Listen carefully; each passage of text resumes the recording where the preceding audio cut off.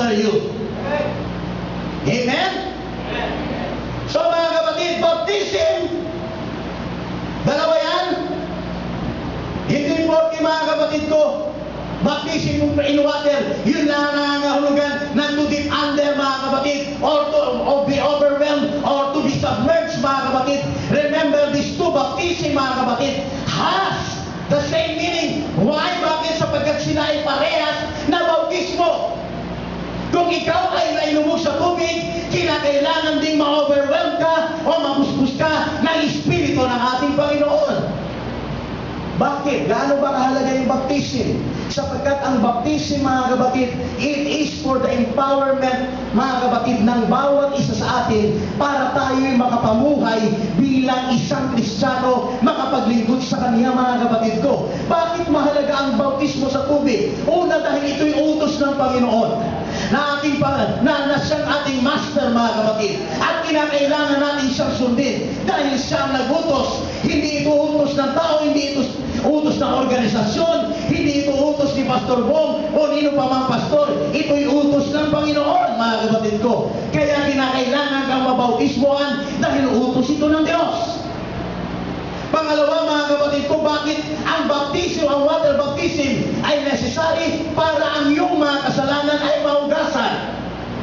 Acts 2:38, anong sabi doon? Repent and be baptized, every one of you, for the remission of sins, mga kapatid. There is no other way na ang ating mga kasalanan ay mahugasan maliban, mga kapatid, sa bautismo, sa tubig, sa pangalan ng Panginoon Jesucristo, mga kapatid ko. Remember, sa pangalan ng Panginoon. Bakit? Sapagkat sa pangalan ng Panginoon, nandun ang kaligtasan, nandun ang deliverance, nandun ang redemption, justification, sanctification, and there is no other name na ibinigay sa silong ng langit na sukat nating ikaligtas, hindi sa pangalan ng Ama, ng Anak at ng Espiritu, kundi sa pangalan lamang ng Panginoong Hesus. Everybody say amen. Bakit kailangan kang mabautismohan? Sapagkat ito'y tugon para magkaroon ka ng malinis na budhi. At pag ika'y nabautismohan, binibigyan ka ng malinis na budhi na tutulong sa iyo, mga kapatid, para magkaroon ka ng malinis na kaisipan, malinis na puso, mga kapatid, malinis na pananalita, mga kapatid ko. And lastly, why water baptism is necessary? Because baptism identifies us with Christ. Wala na pong ibang paraan na ikay maaaring maka-identify kay Kristo unless nabautismohan ka sa Kanyang pangalan. Maaaring may nilihira ng isang tao, may pinag-aralan, maaaring, mga kapatid ko, siya ay isang church attender, but unless na-say nabautismohan sa pangalan ng Jesus, mga kapatid, hindi siya identified kay Kristo. You can only be identified with Christ kapag ikay nabautismohan sa tubig sa Kanyang pangalan.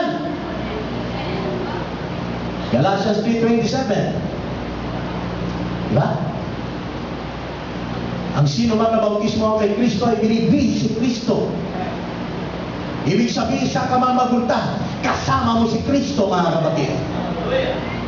And why is baptism of the Holy Ghost necessary? Kung paano mahalaga ang bautismo sa tubig, ganun din ang bautismo sa banal na Espiritu. Bakit kailangan natin ito? Sapagkat ito ang mag-i-empower sa atin para tayo'y makapamuhay ng banal sa harapan ng ating Diyos. It will give us anointing, mga kapatid, para tayo'y maging witness kay Jesus Christ. Remember, Holy Ghost baptism is a seal of ownership. Ito'y tatak ng pag-aari. Kaya pag natanggap mo na ang Holy Ghost, nagsalita ka ng iba't ibang wika, mga kapatid ko, ika'y pag-aari na ng Diyos. Hindi mo na pag-aari ang iyong katawan, hindi mo na pag-aari ang iyong sarili, ika'y pag-aari na ng Panginoon, mga kapatid. And Holy Ghost baptism baptism is a witness, mga kapatid, na ang Diyos nananahan sa atin. At tayo po'y nananahan sa Kanya, mga kapatid. Ibig sabihin, pag may Holy Ghost ka na, mga kapatid, that proves that you belong to Him and God belongs to you. Amen? Ano pa, mga kapatid?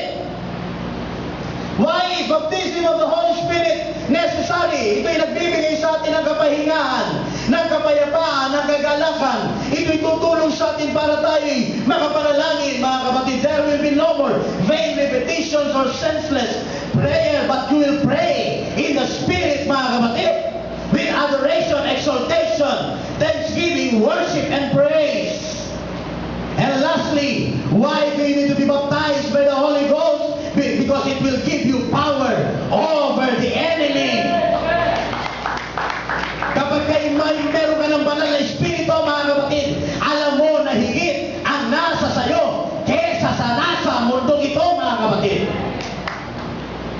You have a greater power because you have God within you sa pamamagitan ng banal na Espiritu. Kaya ano sabi sa Acts 1:8, but you shall receive power after that the Holy Ghost is come upon you.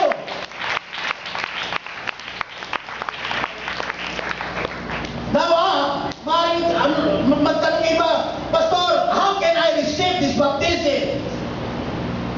Not only in water, also the baptism of the Holy Ghost. First, kinakailangan kayo manampalataya kay Kristo. Kinakailangan ma-realize mo, mga kapatid ko, na nais ng Diyos ibigay sa iyo ang mga bautismong ito sapagkat ito'y Kaniyang ipinangako. Just like the Bible says, mga kapatid, in Acts 2:39, for the promise is unto you. At tandaan natin, ang pangako ng Diyos, kailanman hindi niya sisirain. You need to repent of your sins. You need to make a choice. Kung sino ang paglilingkuran mo, mag-decide ka kung sino magiging Panginoon mo. Kung si Jesus ang iyong pinili, siya lang ang paglingkuran mo. Manatili ka sa Kanyang salita. Bakit? Sapagkat sa Kanyang salita, mga kapatid ko, ang pananampalataya ay uusbong. You must persist in prayer. Lord, I want this baptism very much. I want this Holy Ghost baptism. I want this water baptism. In your name, pray. Persist in prayer. Anong sabi sa Bible? Ask and it shall be given you. Seek and you will find. Knock and it shall be open unto you. Kinakailangan, mga kapatid ko, we earnestly seek Him with all of our heart. And baptism, mga kapatid, if you want to receive it, kinakailangan, mga kapatid ko, you must have praise in your heart because the Holy Spirit comes in on the wings of praise. So sa umaga nito, mga kapatid, ang kahalagahan ng pagiging Kristiyano, ang kahalagahan ng pagiging isang taong ipinanganak na muli sa tubig at sa Espiritu, mga kapatid, ay makikita sa dalawang bautismo ito na iyong tinanggap. Kaya, mga kapatid, ang challenge ko sa bawat isang kabataan na narito ngayong umaga, i-examine nyo kung nasan yung loyalty nyo. I-examine nyo kung nasan yung passion nyo. I-examine nyo kung nasan yung desire nyo. I-examine nyo kung nasan yung pagsunod nyo.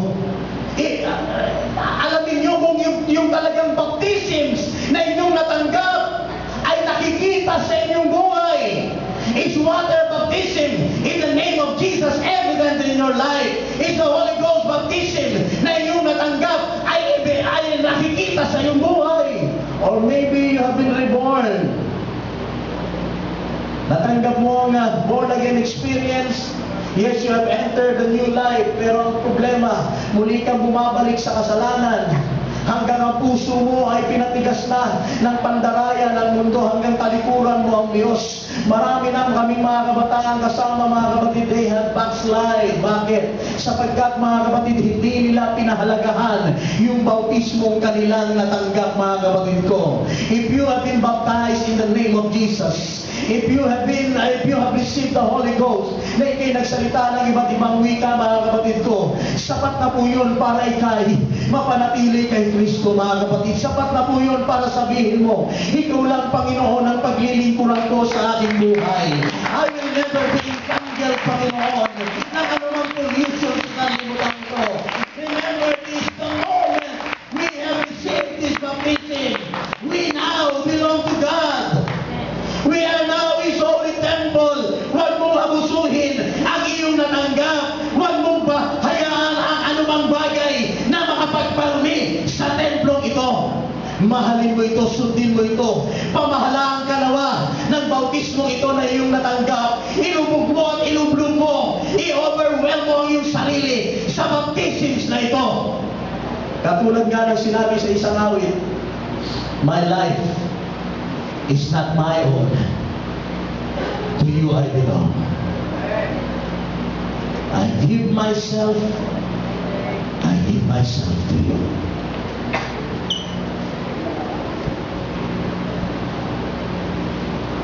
Mga kapwa ko Kristiyano, kung ikay nabautismohan na sa mga bautismong aking nabanggit, ipakita mo kahit saan ka naroon. Lalo na sa iyong school, sa iyong trabaho. Alam niyo, makikita ang inyong katapatan kapag kayo'y nag-iisa na lang.